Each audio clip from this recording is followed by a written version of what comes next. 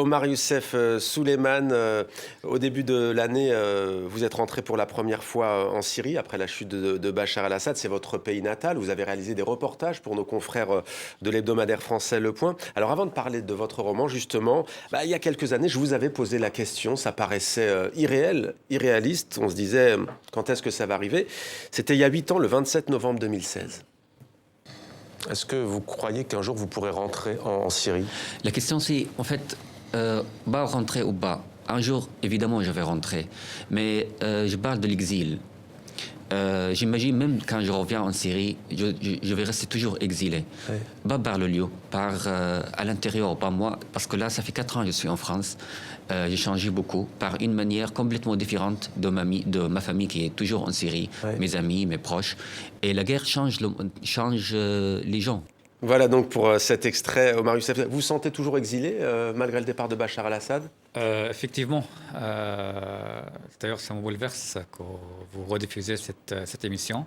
Le moment de mon retour en Syrie, j'ai revu ma mère que je n'ai pas vue depuis 13 ans. J'ai revu mes frères, j'ai revu certains amis, j'ai revu les villes. Mais il y a toujours cette distance entre soi et son pays natal parce qu'on a grandi d'une manière complètement différente ici.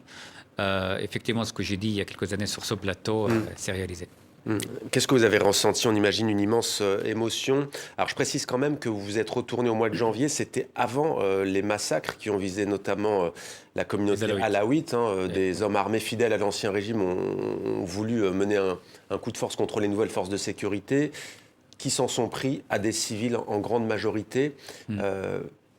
Qu'est-ce que vous avez ressenti quand vous avez revu cela? En fait, j'ai ressenti d'ailleurs cette intensité le mois de janvier, au moment de mon retour, parce que j'ai visité les quartiers alaouites de Homs, par exemple, j'ai discuté avec cette minorité.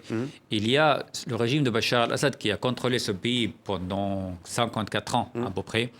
Il a laissé un héritage de haine entre les communautés.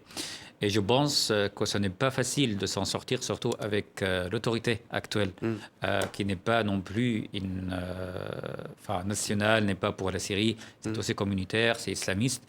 Et donc les Alaouites étaient déjà sous l'oppression.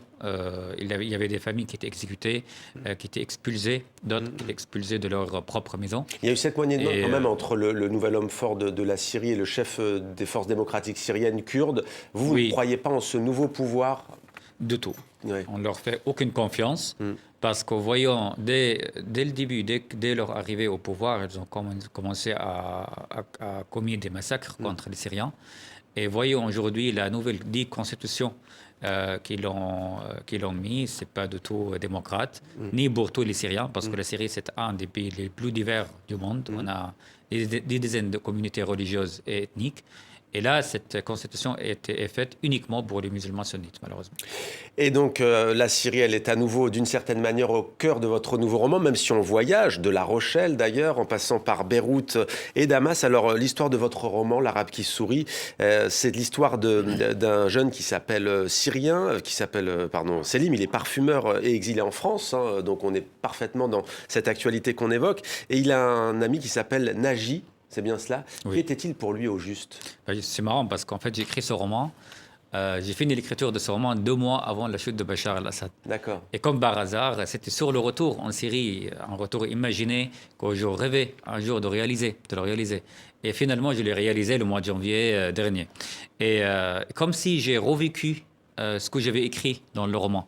C'était le contraire d'habituellement. Vous voyez, parce qu'en général, on vit une expérience, puis on l'écrit. Naji, c'est la signification de ce prénom en arabe, c'est la personne sauvée, voyez, ou survécue. Et or, c'était la personne qui était la victime d'une grande enquête contre le régime barbare de Bachar el-Assad, contre le commerce de drogue. Parce que je voulais toujours, le Captagon, que je voulais toujours faire cette enquête contre lui. Et en fait, dès que j'ai obtenu la nationalité française en 2022, le premier pays où je suis allé, c'était le Liban, pour être proche de la Syrie, pour être sur les frontières de la Syrie. J'ai vu la Syrie, mais je ne pouvais pas y accéder. Donc c'était à partir de ce moment où j'ai trouvé l'inspiration de l'écriture de ce roman. En fait, ils sont tous les deux à une manifestation à l'époque, au début du soulèvement. Ils font 2 destinations différentes, 2 destins différents. Selim, lui, grâce à son amie italienne, va pouvoir partir rejoindre la France notamment. 10 ans plus tard, hélas, il doit retourner là-bas parce que son ami décède. Comment ça va se passer à ce moment-là, sans tout raconter? En fait, il y avait une autre histoire, c'est-à-dire, vous voyez, il y a toujours l'imprévu. C'est-à-dire, il va à Beyrouth pour dire adieu À son meilleur ami et pour comprendre la raison pour laquelle il est mort jeune. Or, il tombe amoureux à cette photographe. Et là, je me suis amusé d'écrire une histoire d'amour sensuel aussi entre une photographe et un parfumeur. Vous voyez, c'est déjà très séduisant.